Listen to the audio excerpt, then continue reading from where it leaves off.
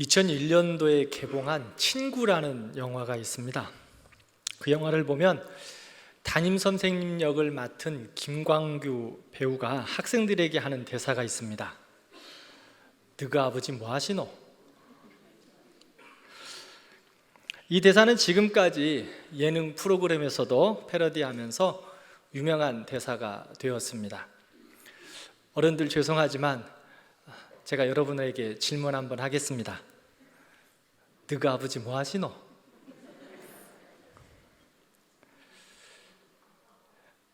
우리의 육적인 아버지는 모두 다르고 형편도 다양하십니다. 사람마다 아버지에 대한 마음도 다 다릅니다. 때로는 인생의 아버지는 부족한 면도 있지만 하나님이 우리에게 허락하신 아버지기에 사랑하고 존경하는 것입니다. 그런데 하나님께서 우리에게 허락하신 가장 큰 축복이 있습니다. 요한복음 1장 12절 말씀입니다. 함께 읽겠습니다. 영접하는 자, 곧 그 이름을 믿는 자들에게는 하나님의 자녀가 되는 권세를 주셨으니 아멘. 하나님께서 우리의 아버지 되시고 우리를 하나님의 자녀 삼아주셨습니다. 하나님이 우리의 영적인 아버지, 영원한 아버지가 되셨습니다. 얼마나 큰 은혜인지, 얼마나 큰 축복인지 모릅니다. 다시 한번 질문해 볼까요?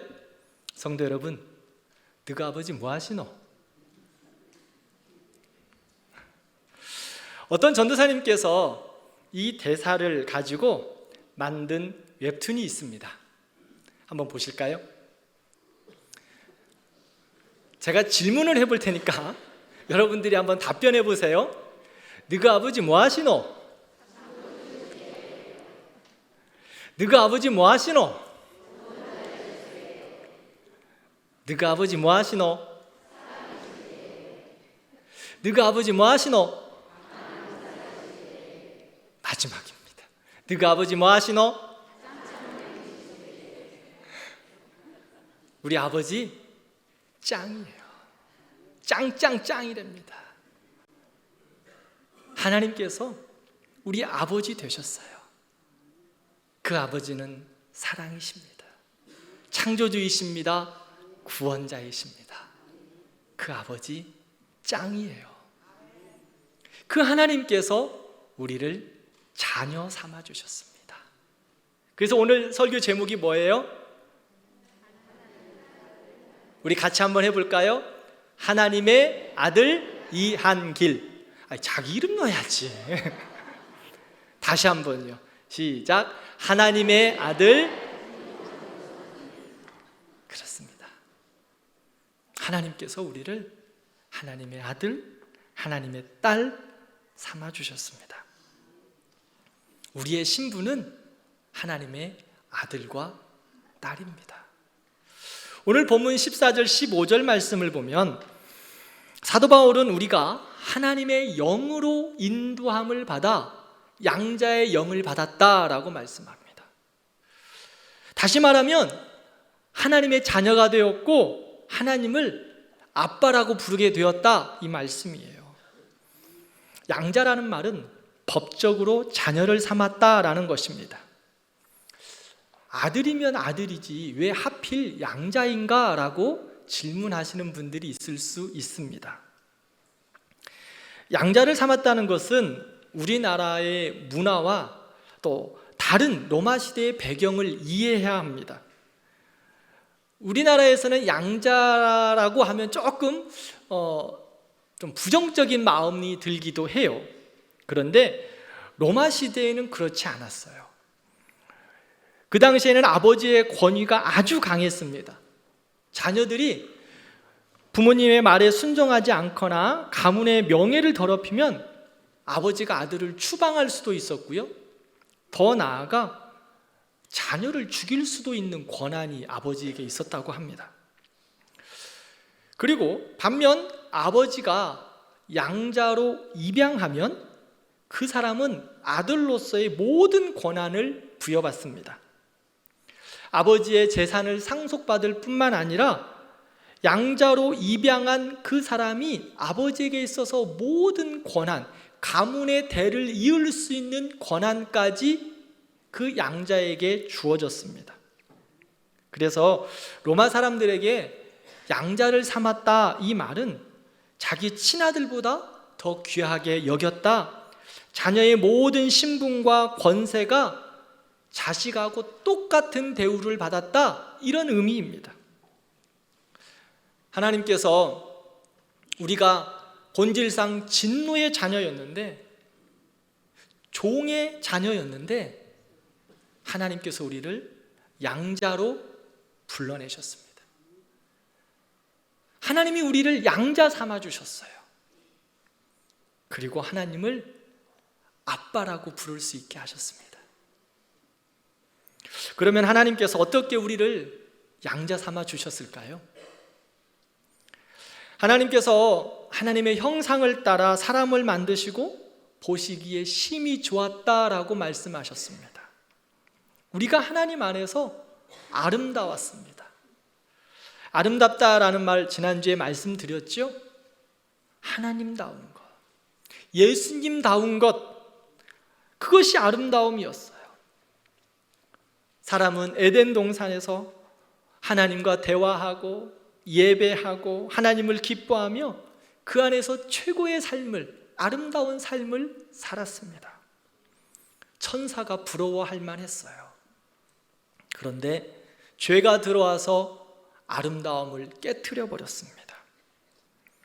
하나님과의 아름다운 관계가 깨지자 두려움이 찾아오기 시작합니다. 의심합니다. 또 서로를 향하여 비난합니다.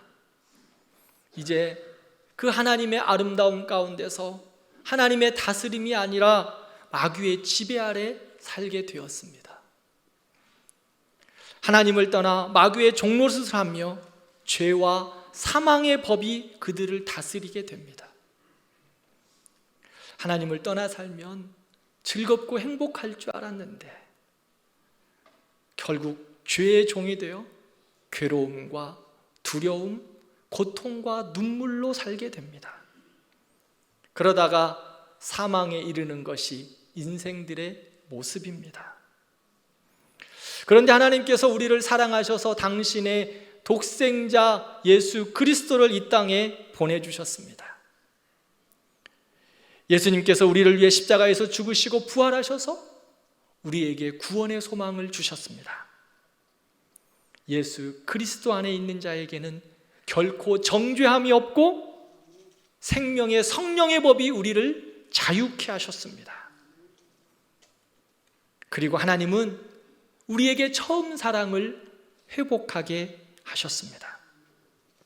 그래서 예수 그리스도 안에서 양자의 영을 주시고 하나님을 아빠 아버지라고 부르게 하셨습니다. 그렇게 친밀하고 가깝게 기쁨으로 하나님 앞에 나아갈 수 있도록 은혜를 주셨어요. 본질상 진노의 자녀였는데, 죄의 종이었는데, 하나님과 더욱더 가까이 갈 수 없었는데, 막힌 담이 있었는데, 이제 예수 그리스도로 인하여 그 막힌 담을 헐어주시고 우리를 사랑하여 주셔서 하나님이 우리를 양자로 입적시켜 주셨습니다. 어찌 보면 친자식보다 더 영광스러운 그 부름에 우리가 부름을 받았다는 거예요. 죄의 종이 아니에요. 하나님의 자녀, 하나님의 아들, 하나님의 딸, 양자로 부르셨습니다. 이것들은 천사들도 할 수 없는 일입니다. 천사는 하나님과 함께하는 귀한 자들이지만 하나님을 향하여 아버지라고 부를 수 없습니다. 천사는 주님이라고 불러요. 그런데 우리는 하나님을 향하여 아버지라고 부를 수 있는 은혜를 주셨습니다. 천사도 흠모할 만한 특권을 우리에게 주신 겁니다. 유대인들에게 있어서는 하나님의 이름을 부를 수 없어요. 하나님의 이름이 너무 경외롭고 존귀하기 때문에 이름을 부르는 것조차도 불경하다고 여겼습니다. 그래서 꼭 불러야 할 때는 아도나이라고 표현을 바꾸어서 하나님을 불렀습니다. 그런데 이제 우리가 예수님으로 말미암아 하나님을 뭐라고 불러요? 아빠라고 부르는 거예요. 아버지 하고 부르는 거예요. 세상은 구원을 위해, 신과의 관계를 위해 무언가 수고하고 노력하여 원하는 바를 이루려고 합니다. 그것을 다른 말로 하면 수행이라고 하죠. 그러나 우리는, 기독교는 우리의 구원을 위하여, 하나님과의 관계를 위하여 나의 힘과 노력이 아닙니다. 그저 하나님의 은혜였습니다. 하나님의 은혜로 내가 하나님의 자녀 되었습니다. 우리 같은 사람들이 하나님의 은혜로 하나님의 사랑을 받아 아빠라고 부를 수 있는 것은 신비입니다. 기적입니다. 누구도 이해할 수 없는, 세상 사람들이 이해할 수 없는 은혜일 뿐입니다. 사랑하는 성도 여러분, 그 은혜 가운데 하나님은 하나님의 자녀들이 기쁨과 감사, 하나님의 영광 가운데 살아가기를 원하십니다. 하나님의 자녀의 삶을 살아가기를 원하신 거예요. 저에게는 두 자녀가 있습니다. 저는 우리 아이들의 법적인 아버지예요. 그리고 우리 아이들은 법적으로 저의 자녀입니다. 서류상 주민등록 등본을 띄워보면 법적으로 다 우리 아이들이에요. 그런데 저와 우리 아이들과의 관계 속에서 법이 존재하지 않습니다. 제가 우리 딸이 못했다고 법으로 해결하지 않습니다. 왜 그럴까요? 그 안에 법을 뛰어넘는 무한의 사랑이 있기 때문입니다. 저는 가정에 돌아가면 무장해제합니다. 아이들이 저의 민낯을 그대로 보게 됐죠. 자녀들도 마찬가지입니다. 그들도 무장해제예요. 가끔 우리 아이들의 재미있는 사진을 제가 찍어둡니다. 잠자는 모습도 찍어두고요. 그 사진을 공개하면 우리 다은이 시집 못 갈 것 같아서 공개는 하지 않겠습니다. 산발을 하고 있어도 밉지 않습니다. 도리어 사랑스럽습니다. 모든 것을 다 해주어도 아깝지 않아요. 그런데 가끔 괘씸하기는 합니다.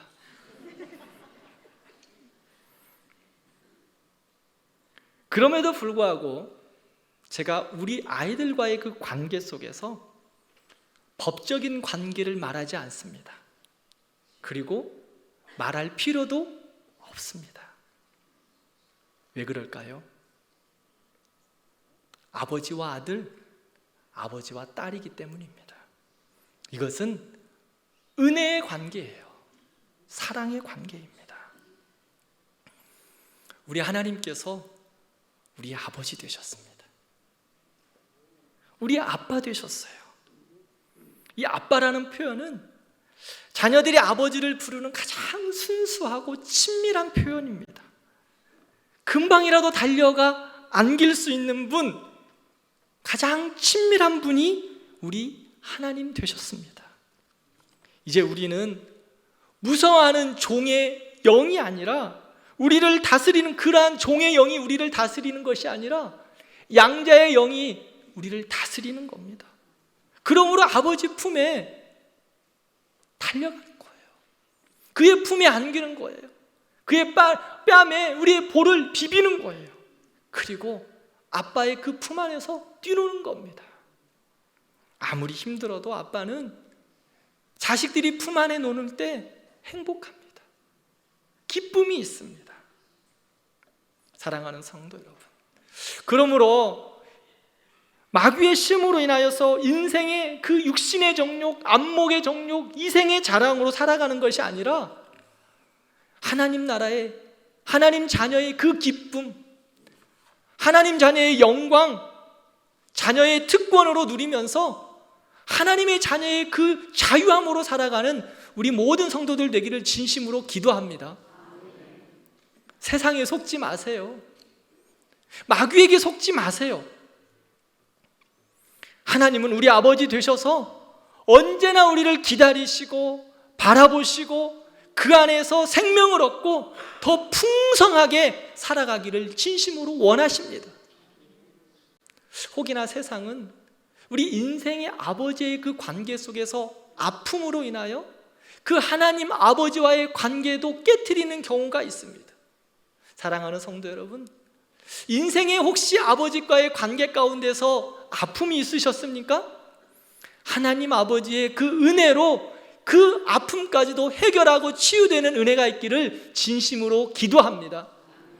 하나님 아버지는요, 그 모든 것도 싸매어 주실 수 있고 회복하실 수 있는 전능하신 하나님 아버지십니다. 그 하나님 아버지 앞에 아빠라고 부르며 달려가는 우리 모두가 되기를 진심으로 기도합니다. 누가복음 15장을 보면 탕자의 비유가 있습니다. 둘째 아들이 아버지의 유산을 다 받았어요. 그 아버지께 달라고, 유산 달라고 떼쓰고서 아버지가 유산을 정리해서 줍니다. 그 유산을 받아가지고 집을 나가서 허랑방탕하여 그 유산들을 다 허비해버립니다. 그리고 거지가 되었어요. 그는 돼지 우리에서 쥐엄 열매를 가지고, 즉 돼지가 먹는 그 열매를 가지고 돼지하고 경쟁해요. 그것도 먹을 것이 없어서 돼지하고 싸우고 있는 거예요. 그러면서 그는 생각합니다. 우리 아버지 집에 가면 종들도 잘 먹고 사는데 나는 여기서 종으로 굶어 죽는구나. 혹시 아버지 집에 가볼까? 내가 그곳에 가서 이제 아들이라고 이야기하지 말고 아버지 나를 종으로 삼아주세요. 그래서 종으로라도 살면 굶어 죽지는 않지 않을까? 그러한 마음으로 이 둘째 아들은 아버지에게 돌아갑니다.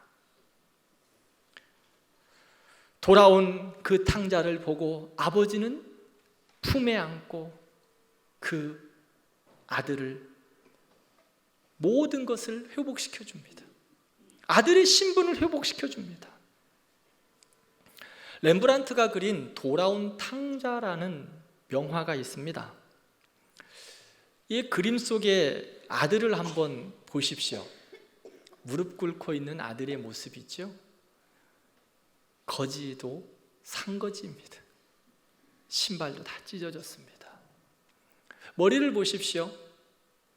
머리카락도 듬성듬성 파먹었습니다. 그런데 어떻습니까? 아버지가 그를 두 손으로 꼭 안아줍니다. 그런데 이 사진을 좀 확대해서 보면 아버지의 얼굴을 자세하게 볼 수 있는데 아버지의 눈이 짓물러 있습니다. 아버지의 눈이 왜 짓물러 있을까요? 나간 아들을 기다리며 울고 또 울었던 거예요.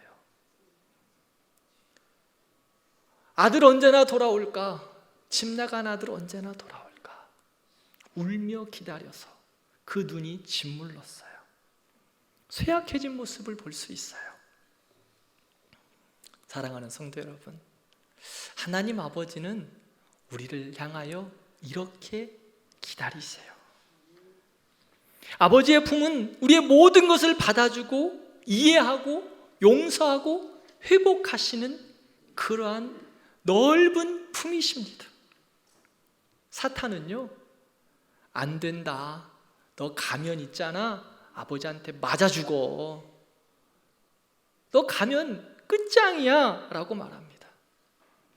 그러나 아버지는 아들이 돌아오기를 눈물로 기도하며 기다리는 거예요. 그리고 아버지 품에 달려올 때 모든 것을 용서하고 안아주십니다. 사랑하는 성도 여러분, 하나님 아버지의 품은 회복입니다. 은혜입니다. 치유이고 사랑입니다. 그 하나님이 우리의 아버지 되셨습니다. 그러므로 그 아버지의 품에 달려가십시오. 그 아버지의 품에 안기십시오. 지금도 우리의 하나님, 그 아빠 아버지는 우리를 기다리고 계세요. 둘째로, 하나님 아버지께서 그럼 그 자녀들에게 주시는 특권이 무엇일까요? 아버지 품에 달려온 아버지의 그 품 안에서 살아가는 자녀들에게 주시는 특권이 무엇일까요?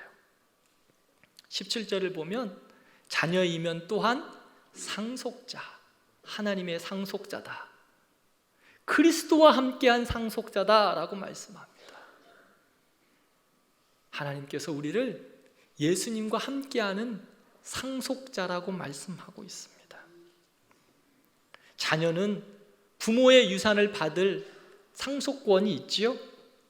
하나님의 자녀인 우리는 하나님의 것을 유업으로 받은 상속자입니다. 베드로전서 1장 4절 말씀을 보겠습니다. 함께 읽겠습니다. 썩지 않고 더럽지 않고 쇠하지 아니하는 유업을 잊게 하시나니 곧 너희를 위하여 하늘에 간직하신 것이라. 아멘. 하나님께서 하늘의 귀한 것으로 우리에게 상속하여 주십니다. 하나님의 능력이, 하나님의 것이 나의 능력, 나의 것이 되었어요. 하나님의 권세, 나의 권세가 되었습니다. 하나님의 평안이 나의 평안이 되었습니다. 그런데 우리가 받은 이 상속이 천국에서만 누리는 영광이 아니라는 거예요. 마태복음 28장 18절 말씀을 보면 예수께서 나와 말씀하여 이르시되 하늘과 땅의 모든 권세를 내게 주셨으니, 하늘의 영광, 하늘의 유업뿐만 아니라 하늘과 땅의 모든 하나님의 권세를 우리에게 유업으로, 상속으로 허락하여 주셨습니다. 우리가 이 땅에서 하나님 나라를 이루어가며 살아갈 때 하늘과 땅의 모든 권세가 우리의 것이 되었습니다. 하나님이 우리에게 허락하여 주셨어요. 그래서 너희가 땅에서 매면 하늘에도 매일 것이요, 너희가 땅에서 풀면 하늘에서도 풀리리라. 하나님의 권세와 능력이 우리에게 있는 겁니다. 하나님의 뜻대로 구하면 하나님 아버지께서 역사하여 주십니다. 하나님의 약속과 축복이 우리의 축복, 우리에게 주신 약속이 되었습니다. 이 땅에서 하나님의 자녀로, 하나님의 자녀의 신분과 특권을 가지고 살아갈 때 하나님이 우리에게 모든 것을 유업으로 허락해 주셨습니다. 그러므로 우리는요, 어마어마한 상속자가 된 거예요. 하나님의 권세, 하나님의 능력을 받은 우리는 세상의 그 어느 것과도 부러워할 수 없는 어마어마한 상속자예요.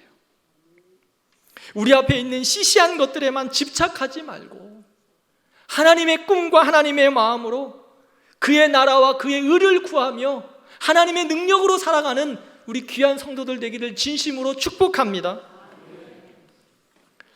온누리교회 담임 목사이셨던 하용조 목사님께서 그의 글에 이런 글을 적어두었습니다.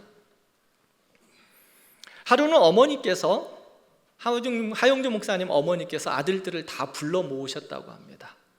유산을 나눠주겠다고 다 불러 모으셨대요. 그 당시는 전쟁 후 1960년대 정도 되었다고 합니다. 아무것도 없죠. 그래서 자녀들이 혹시나 어머니가 뭔가 숨겨두어서 있을까 싶어서 다 기대하고 어머니에게 다 모였어요. 그런데 어머니께서 세계 지도를 구해 갖고 오셔서 자녀들을 다 앉혀놓고 기도하신 이후에 지도를 딱 찍어가지고 너는 아시아를 가져라, 너는 중국을 가져라, 너는 유럽을 가져라, 또 찢어가지고 너는 미주 대륙을 가져라, 이렇게 나누어 주셨다고 합니다. 하나님의 꿈으로 그 어머니는 자녀들에게 하나님의 유업을 남겨준 거예요. 시편 2편 7절 8절 말씀을 함께 읽겠습니다. 여호와께서 내게 이르시되 너는 내 아들이라.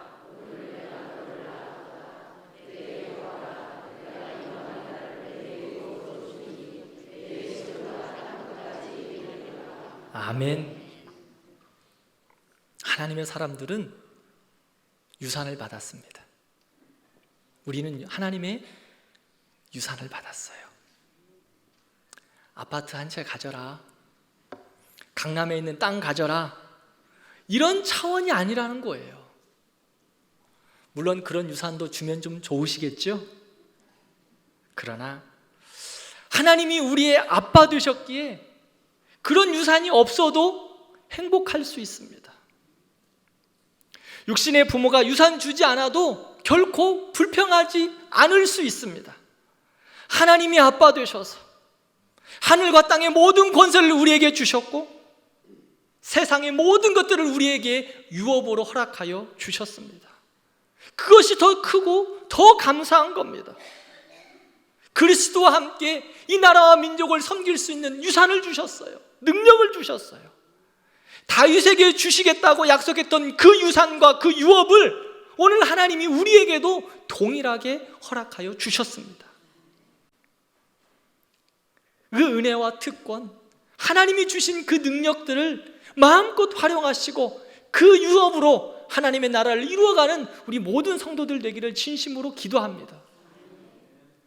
세 번째로는 자녀의 특권을 사용하기 위해서 그러면 어떻게 해야 할까? 14절을 보면 하나님의 영으로 인도함을 받는 사람이 곧 하나님의 아들이다 라고 말씀합니다.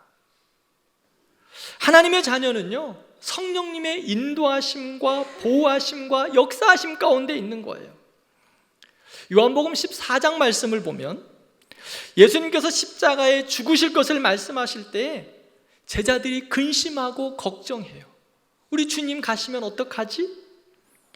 근데 예수님은 그들을 향하여서 내가 너희를 고아와 같이 버려두지 않으시고 보혜사 성령을 너희에게 보내주겠다 약속하셨어요.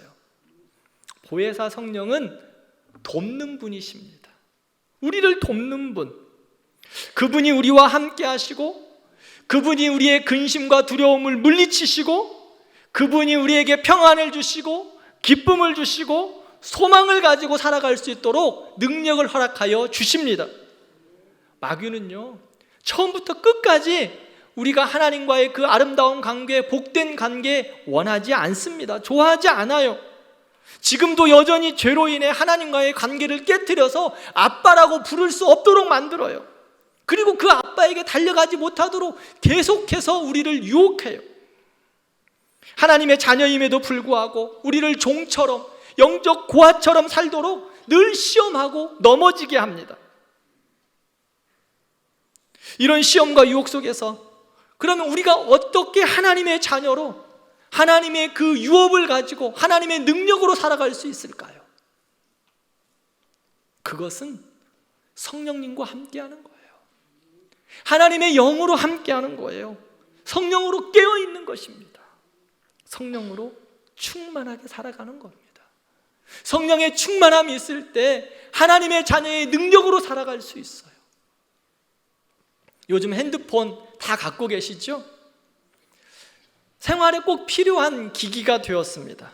저도 보면 핸드폰이 언제나 저의 손 주변에 있습니다. 자면서도 손을 뻗어서 닿을 만한 곳에 핸드폰을 두고 잡니다. 왜냐하면 알람이 그곳에 있기 때문이에요. 저녁에 자면서 꼭 확인하는 것이 있습니다. 무엇을 확인할까요?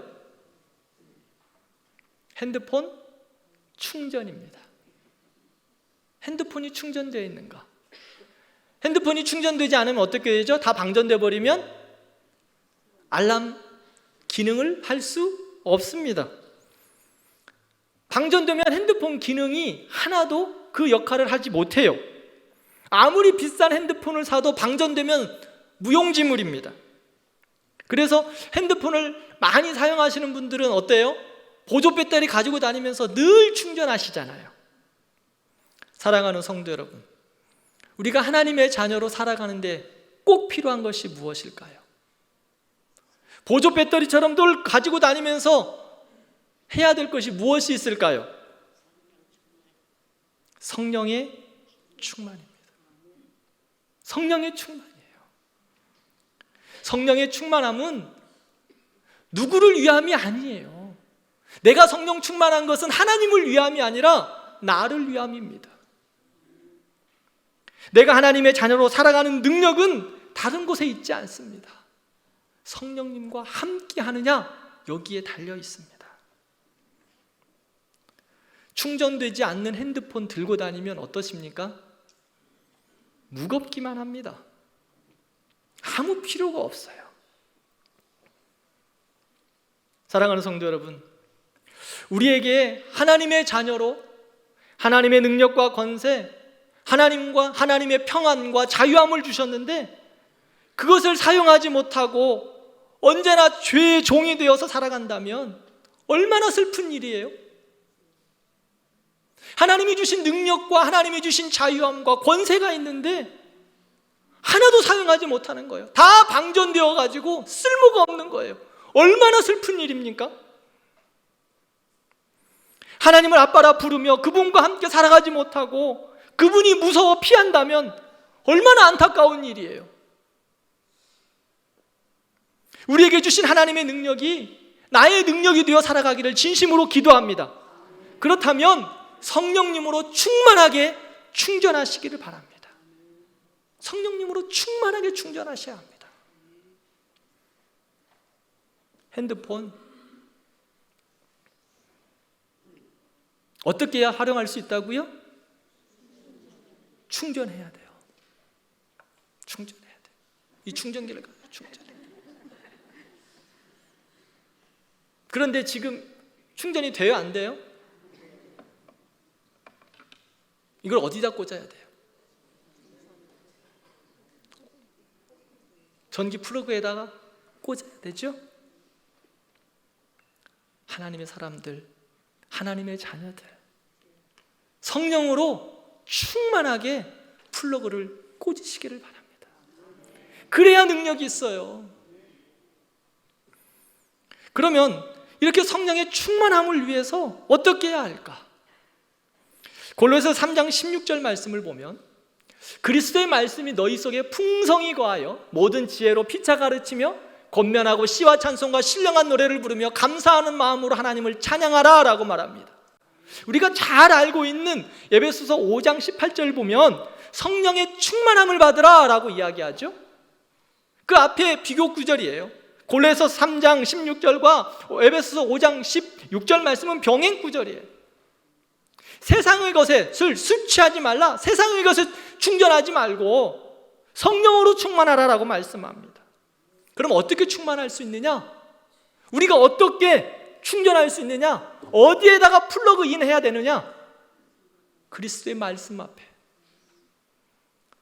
사랑하는 성도 여러분, 그리스도의 말씀 앞에 풍성히 거하셔야 합니다. 말씀이 나를 충만케 채우셔야 합니다. 그래야 성령 충만합니다.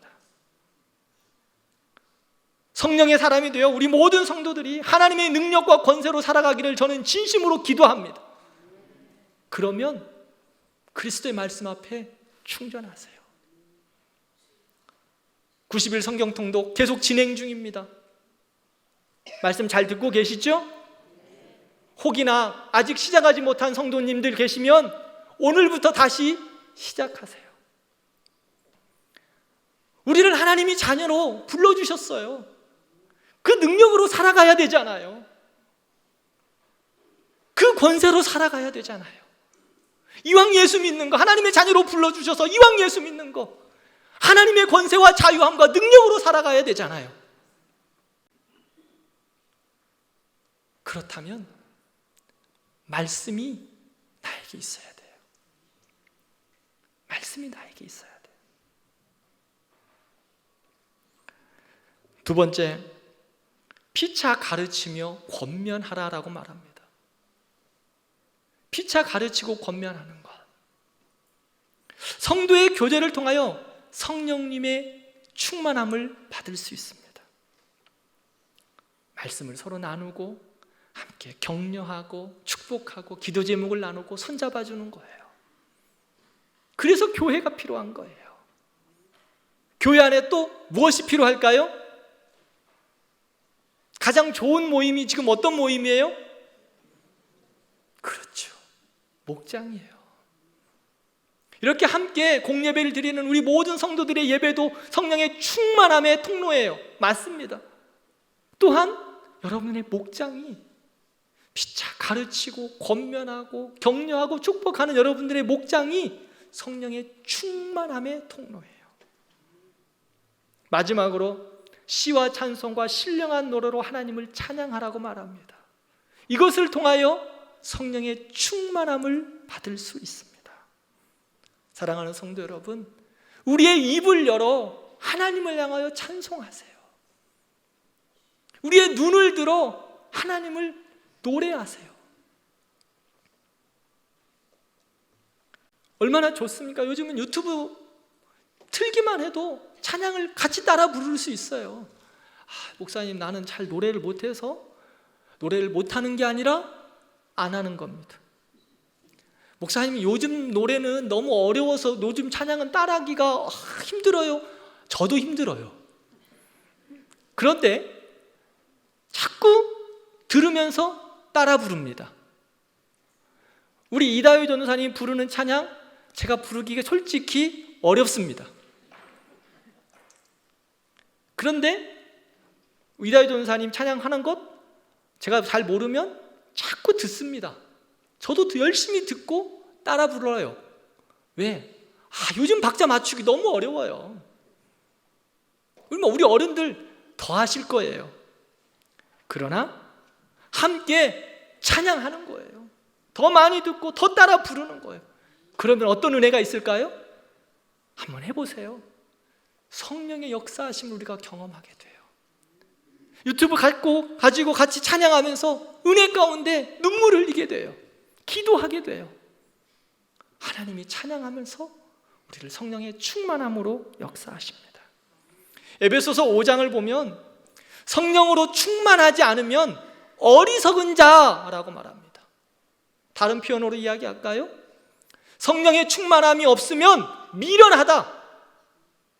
하나님의 사람이요, 하나님의 자녀들이 성령에 충만하지 않으면 어리석은 자예요. 미련한 자예요. 왜 그렇을까요? 하나님의 권세, 하나님의 능력, 하나님의 축복이 그 안에 가득한데 성령의 충만함으로 하나님의 권세와 능력과 축복을 하나도 받아들이지를 못하는 거예요. 그래서 미련한 거예요. 미련한 거. 하늘과 땅의 권세를 우리에게 다 주셨는데 그 권세를 쓰지를 못해요. 어리석은 거예요.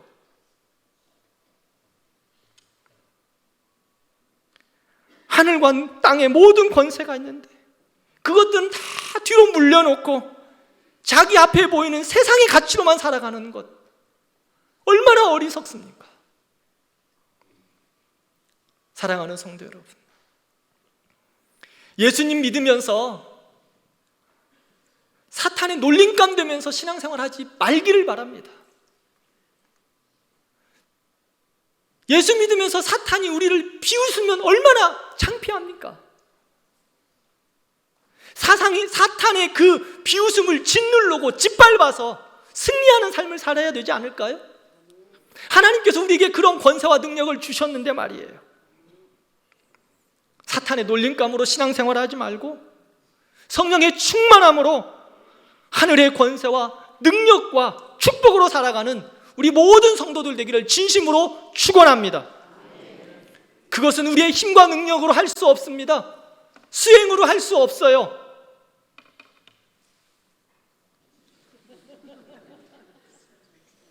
하나님의 말씀에 플러그인 하세요. 하나님 앞에 찬양하는 것으로 플러그인 하세요. 성도의 교제로 서로 기도하고 격려하는 것으로 플러그인 하세요. 성령의 충만함으로 우리와 함께 하실 겁니다. 기도하겠습니다.